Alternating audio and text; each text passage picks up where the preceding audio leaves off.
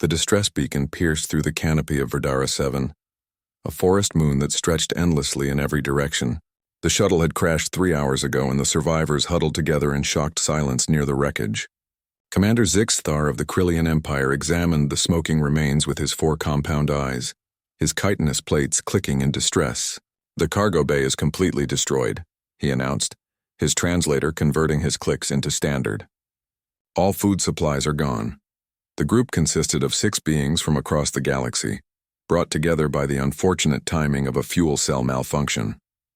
Besides Zixthar, there was Telora, a crystalline Velkari whose body refracted the alien sunlight into dancing rainbows. Gormund, a massive Thasian whose rock-like exterior made him nearly immovable, and 2 humans, Orla Chen and Luis Martinez, xenobotanists returning from a research expedition. "How long until rescue?" Telora's voice chimed like wind through crystal caves. 72 hours minimum," Zixthar replied. "The emergency beacon is functional, but we're far from any trade route." A heavy silence fell over the group. Most species in the galactic community had evolved beyond the need for frequent sustenance, their bodies efficient, and their civilizations advanced enough to provide nutrition in compact, long-lasting forms. But 3 days without food was still 3 days. "Well," Lewis said, standing up and brushing dirt from his jacket, "I guess we're not starving then." The aliens turned their various sensory organs toward him. "Human Lewis," Zixthar clicked. "Perhaps the crash has affected your cognition. We have no food." "We have no packaged food," Orla corrected, standing beside Lewis with a slight smile. "There's a difference." Lewis was already moving toward the tree line, his eyes scanning the forest with an intensity that made the aliens uncomfortable. It was a predatory gaze, something most of them had only seen in nature documentaries about primitive worlds. "Orla, you remember your survival training?" Lewis called over his shoulder. "Never thought I'd use it," she replied, pulling a multi-tool from her belt. "But yeah, I remember." The aliens watched in confusion as the 2 humans disappeared into the forest. Gorman's gravelly voice rumbled. "Should we follow them?" "Let them explore," Zixthar said, though his antennae twitched with uncertainty. "Humans are strange, but they are resourceful." An hour later, Lewis and Orla returned, their arms full. Lewis carried several thick branches and what appeared to be fibrous bark. Orla held an assortment of items that made the aliens recoil. The bodies of small creatures, various fungi, and roots covered in soil. What are those?" Telora chimed, her crystalline structure flickering with distress. "Dinner," Lewis said simply. He began arranging the branches in a careful structure. "You cannot mean—" Zixthar started, but Orla interrupted. "The creatures are called forest hoppers. They're analogous to earth rabbits.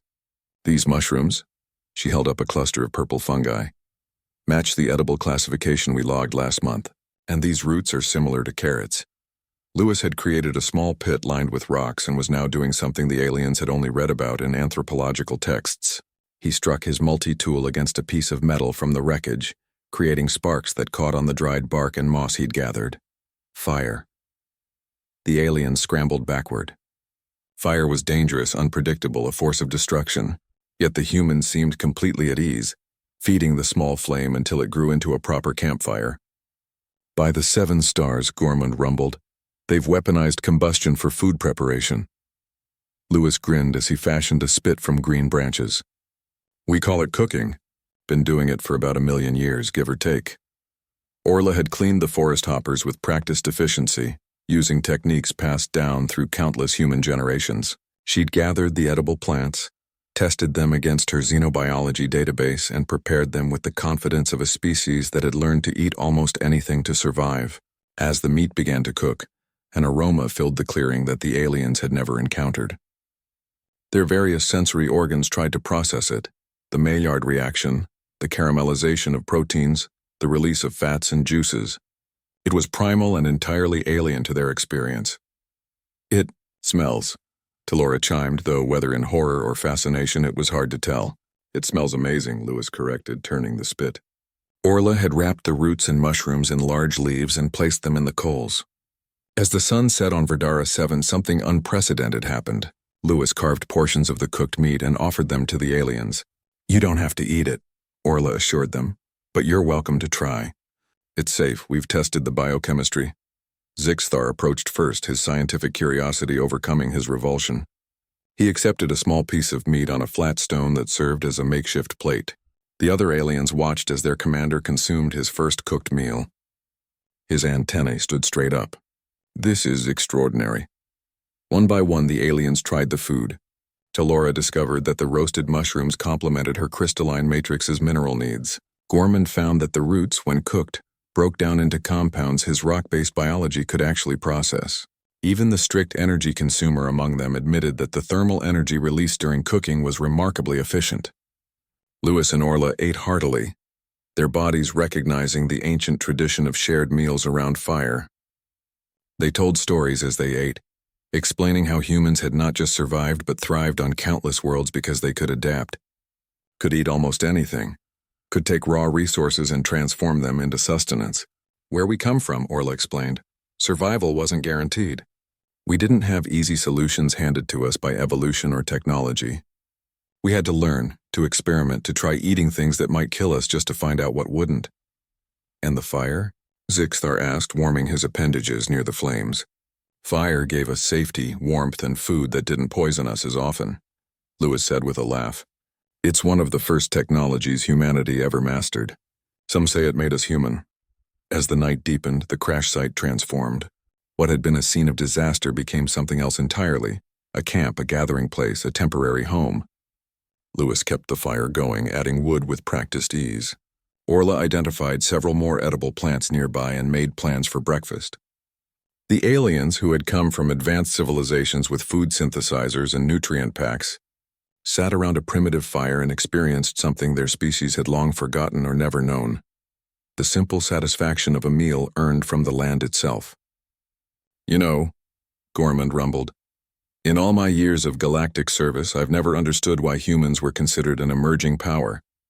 Your technology is adequate, your ship's serviceable, but nothing exceptional. Lewis smiled, poking the fire with a stick.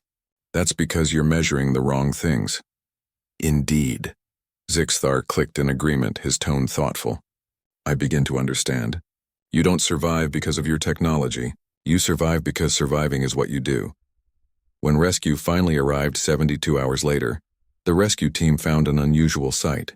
The survivors were well-fed, warm, and gathered around a well-maintained fire pit. Lewis was cooking breakfast. More forest hoppers and some bird-like creatures he'd snared during the night. Orla had created a small garden of identified edible plants. The human captain of the rescue ship took one look at the scene and laughed. Let me guess, Martinez is cooking? How did you know? Talora chimed. Because, the captain replied, when you strand a human in the wilderness, they don't just survive. They open a restaurant. As they prepared to leave Verdara 7, Zixthar approached Lewis and Orla. I must ask, he clicked, did you actually enjoy this experience? Lewis and Orla exchanged glances and grinned. Honestly, Orla said, a little bit, yeah.